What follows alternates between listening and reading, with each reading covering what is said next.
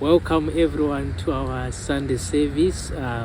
It's a good time to be here again. Today we're going to go deep in the subject of grace, the power of grace. We want to see the power of grace, how powerful grace is, how powerful is the grace of God. We want to see the extent of this power, how far this power can go. So we're going to read from the book of 2 Corinthians chapter 12, verse 9 to verse 9. Verse 9. 2 Corinthians chapter 12 verse 9 reads, "But he said to me, my grace is sufficient for you, for my power is made perfect in weakness. Therefore I will boast all the more gladly about my weakness, so that Christ's power may rest on me." Powerful. But he said to me, my grace is sufficient for you. My grace is sufficient for you. My grace is sufficient for you. There are people who think there is something which may be lacking in their life, and Christianity cannot solve it. Maybe the problem has become bigger, and they think God has failed that problem.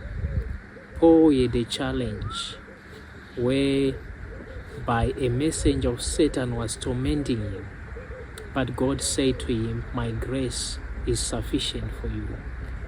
It doesn't matter the pain you are going through, God's grace is enough to deal with that situation. God's grace is enough to heal you from that pain. God's grace is enough to heal you from that heartbreak. Are we together? So he says, my grace is sufficient for you. It's enough. I've given you enough grace to deal with all things pertaining to life. I've given you the grace to deal with all the challenges you are facing in life. So you don't have some little grace which cannot solve your situation. You must understand that as long as you're a child of God, the grace of God is enough for that situation. Don't say, this situation is too big for me. How can I raise this amount of money? How can I start this business? How can I lead these people? God's grace is enough. There are some of you who say, I've got this weakness. I'm shy, so I can't lead people. I can't preach the gospel of God. But Jesus is saying, my grace is what? Is enough. For my strength is made what? Perfect in your weakness. That means God is not saying you don't have a weakness. Are you seeing this? Mm-hmm. God is not denying, He's not looking for someone who doesn't have a weakness. But He is looking for someone who has a weakness, so that when that weakness encounters grace, their life changes. Are we together? Yes. For my power is made perfect in what? In weakness. Do you have a weakness? Ask your neighbor, do you have a weakness? Do you have a weakness? Tell them, God's power is made perfect in your weakness. God's power is made perfect in your weakness. So, God is not saying you don't have a weakness. He knows you have a weakness. But He's saying, my power is made perfect in your what? In your weakness. In other words, for the power of God to be seen in your life, there has to be a weakness around you. Are we together? That area where you feel you are weak, that's the area where God's grace goes. That area where you feel you can't do it anymore, That's where God is saying, that's where my power rests. Are we together? Now Paul says, therefore I will boast all the more gladly about my weaknesses.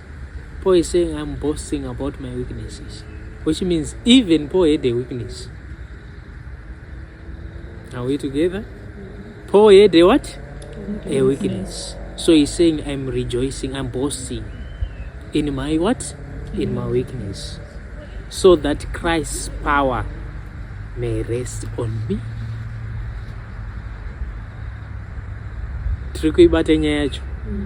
So that Christ's power may what? May rest on me. In other words, he's saying, I'm acknowledging my weaknesses. I'm acknowledging that I'm weak in this area. I'm saying, Lord, please, I know I'm weak in this area. Help me out. Let your grace work. I need your grace in this area. I'm weak financially. I need what? I need grace. There are some who may be weak in their health. They become sick sometimes. Every week they may face a sickness. But Jesus is saying, that's the secret of my power. The secret of the power of Jesus, the power of grace, is your weakness. Grace seeks where there is a weakness, where you can admit that, Lord, I can't manage doing this. Lord, this thing is hard for me. Lord, I've tried to overcome this sin. It's becoming hard for me. That's where power of grace is revealed. You see the hand of God resting upon that area, and you start overcoming that sin in a way you cannot imagine. Are we together? Mm-hmm. There are people with pride, but they can't acknowledge that they've got pride. They can't accept that. You try to tell them, you are wrong in this area. They say, no, I'm not. Mm-hmm. And because they're always denying their weaknesses, grace of God is not coming to deal with their situation. They still remain who they are because they are not giving God room to help them. They can't accept their stubbornness.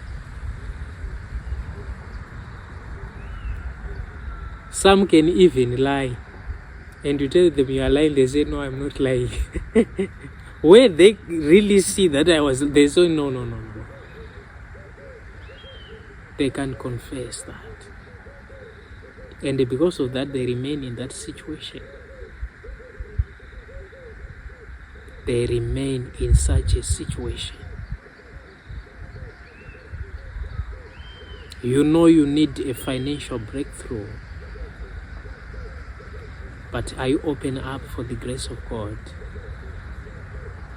Are you open up even for someone to help you in life?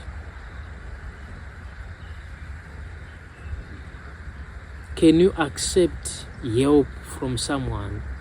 If you can't accept help from someone, it means God cannot help you, because God helps you through other what? Through other people.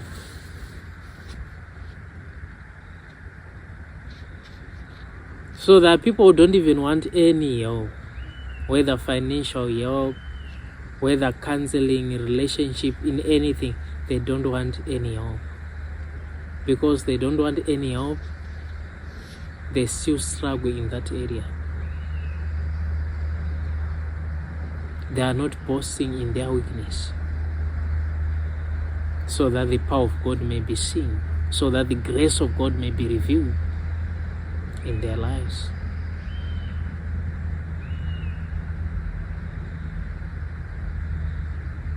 Can you accept that you need help?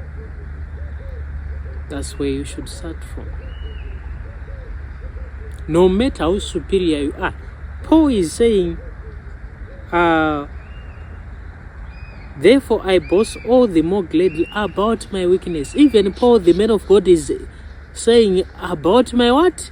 My weakness. He's acknowledging that he has got a certain weakness. He's weak in a certain area. Paul, being a man of God who wrote almost the whole New Testament, right? He wrote many books, but he's saying, I've got a weakness.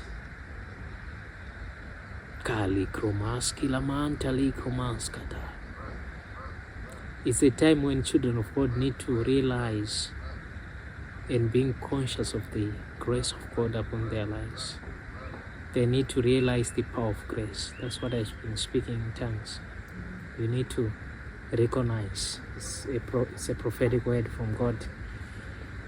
So if Paul is saying, I will boast all the more gladly about my weakness. Paul, being a man of God, knew that I'm weak in this area. Please, I need grace. So, number one, find an area where you are weak. Find an area where you are weak. Find an area where you need the grace of God. Accept that in this area I'm failing alone. I've tried this, but I'm failing. I now need the what? The grace of God. I tried to start a business. I'm failing. I now need what? The grace of God.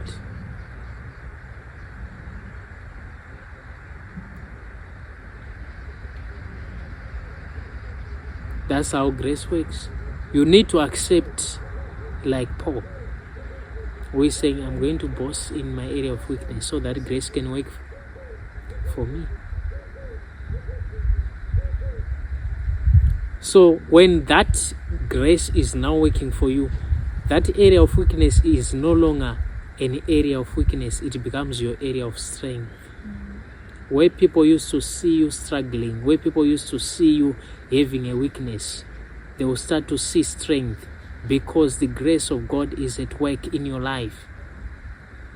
Like the Bible says, my grace is sufficient for you and my power is made perfect in what? In weakness. My strength is made perfect in weakness. That means that area where you say, I've been weak in this area, it becomes a history. You don't remain weak like that. Once you say, Lord, I'm weak in this area, I need help, that area you become strong. People will say, but you used to struggle in this area. How come you are now good? You never started a business growing up. How come you are now leading people in business? You know, we are tired of stories of people who say, I started business when I was 5 years. Now I'm a billionaire. Yes, it's okay for them, right? But the others who failed, maybe until 30, you are still failing to start a business. That's where you need to acknowledge that you are weak in that area of starting a business. Then the grace of God will start to work for you. You become strong. Are we together? Yes. Yeah. So it's not, God is not saying, I need people who were able to start businesses when they were 5 years so that I can make them billionaires. No. He's saying, I need those who are failing in business to make them what? Billionaires. He's not looking for people with strength. He's looking for people with weaknesses. Real weaknesses. Are we together? Yes. That's why you see Paul became the most powerful preacher of the gospel of grace. He became the leading apostle during his time because Paul had many weaknesses. He's the one who sinned more. He persecuted the church. He did so much evil. He was too weak. He killed people. Are we together? Mm-hmm. And because of that level of weakness, God had to give him more grace than any other disciples. Because he acknowledged that I used to kill people. That's why you see, if you read the book of Acts, you realize that even other books, you realize Paul saying, I used to persecute the church. Every time he would say that, he was acknowledging that what? weakness. Are we together? So that the grace of God can rest in his life. So every time he would say, I used to kill people, I used to kill Christians, the grace of God was being increased in his life. Are we together? Because he's acknowledging some part of him which was broken, some part of him which was weak. So he's saying, I don't qualify for this. I really need grace because I'm someone who used not to even believe in Jesus. Saka, Lord, help me. But when it comes to other disciples, they were saying, Jesus, we don't have a problem. Even with Jesus, he knows we never made a mistake when we was with him. We were with him. So we are okay. We don't need much grace. Are we together? Yes. That's why you see from Paul we go on to what? To Peter. Peter was the second, like he was the Jewish leader. In terms of preaching to the Jews, he was the first. Then Paul was effective in the Gentile nation. Right? But why did Jesus choose Peter among all disciples? Because Peter had a weakness. Other people's weakness we don't hear except Thomas, right? Peter had a what?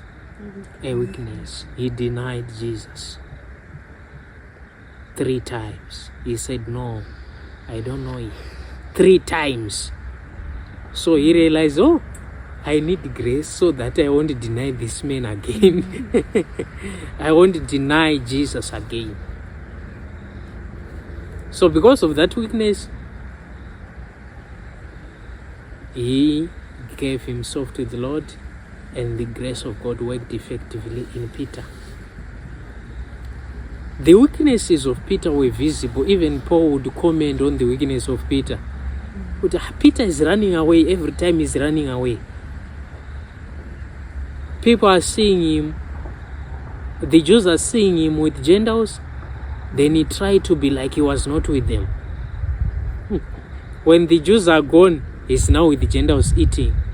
When the Jews come, he tried to be like he doesn't know them. He had that spirit of denying people. He denied the Gentiles, the church of God. So grace worked also in the life of what? Of Peter and the life of Paul. Both of these people, they had visible weaknesses in their lives. They had visible weaknesses. Other disciples, they had weaknesses, but they were trying to hide them. Right? We don't know about their weakness. They didn't acknowledge their weakness. But you find a man like Paul telling people that I used to be a persecutor of Jesus Christ, but now Christ has called me. So God does not call people because they are good people. God calls you because of a certain weakness which he wants to deal in your life. He wants to deal with that situation.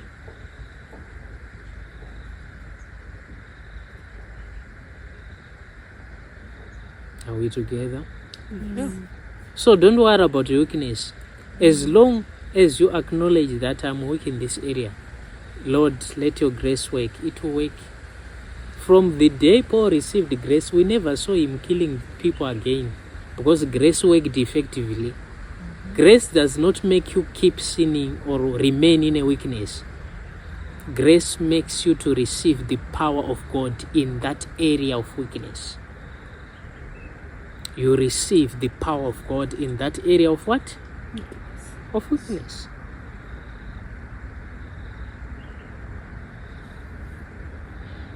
So many people think to be used by God, you need to be someone who is who has never done anything wrong. It's not like that. God took people who had weaknesses. Even me, when God called me, I was in the world. Right? I was in the world. And that's when God took me. to preach his gospel. And after I was taken, people used to see me in the world. They said, how come you are now praying and preaching to people? Yet we know you last week. You were drinking last week. How come you are now preaching the gospel? Because they think I was still doing the same thing. Yet grace said what? It worked.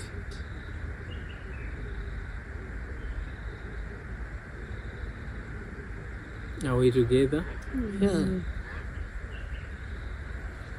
So God is accepting you as you what? As you are. Just understand, God is accepting you as you are. Whether you are weak in any area, God is accepting you.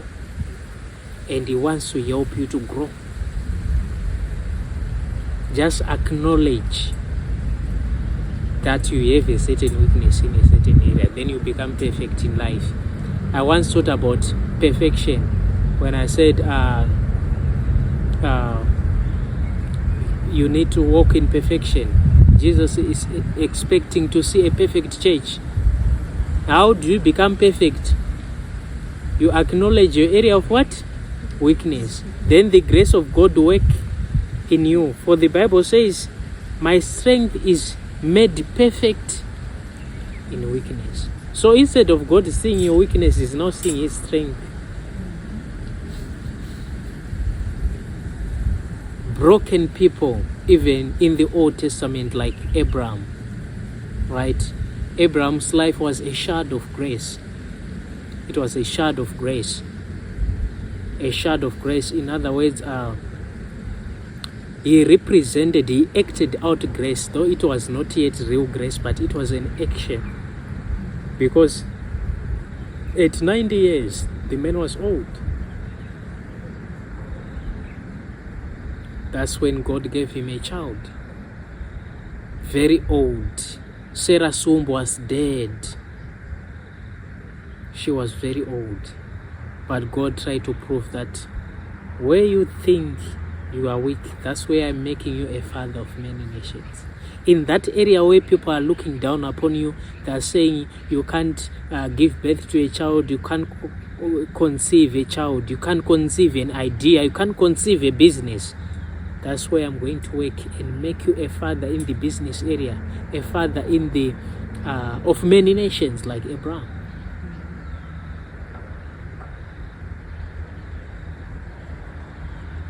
I had challenges at school. I dropped out from school at one point. When I returned from school, I finished my degree, I did my diploma, I did quite a number of certificates, but I'm the same person who once dropped from school, and people were saying, oh, you dropped from school, so what are you going to do? They didn't see me in the education sector, but from dropping, I went on. I started a new degree, I finished it, I did a diploma, I finished it, I did quite a number of certificates, I started the school as well, a digital school. Now we're training people in technology in different areas in the digital world. The same person whom people said he dropped from school is now a person who now has a school. How does that work?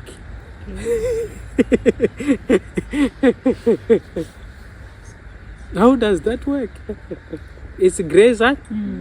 The grace was made perfect in what? In weakness.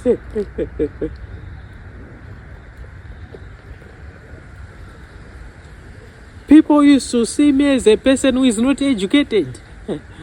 But grace worked effectively.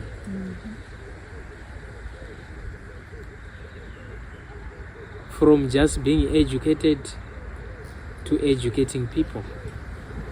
That's my testimony of grace. Are we together? So I've tested this grace, like I've really tested it in my areas of weakness, and I've seen it working. Most of the areas or the subjects where I thought I wasn't good, where I thought I was weak, most of the time I became outstanding. I became excellent in those areas. To an extent where people wondered, when did he learn this? Is he doing this? How come? Is he not faking? They end up thinking it's fake.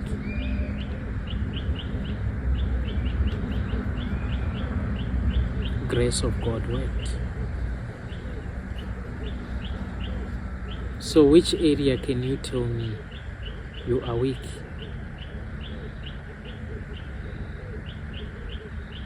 Where you need the grace of God. It doesn't matter the time of your life. Paul, after killing Christians, I think he was now a bit older. After wasting all those years, he accepted Jesus Christ as his Lord and personal Savior. And he became what? The leader. Imagine now a person who used to kill Christians is now the one who is teaching you. He was now teaching Peter the gospel. Yet Peter walked with Jesus. The person who used to chase you from Jerusalem, they had to run from Jerusalem. The disciples had to run, and that's the person who is now saying, oh, now I'm your teacher, I'm your apostle now. Do you accept such a person? You can't accept, but Jesus accepted you. So sometimes people may not accept you, but when Jesus has accepted you, it's enough. His grace will work effectively in your life. God bless you. Have a blessed time.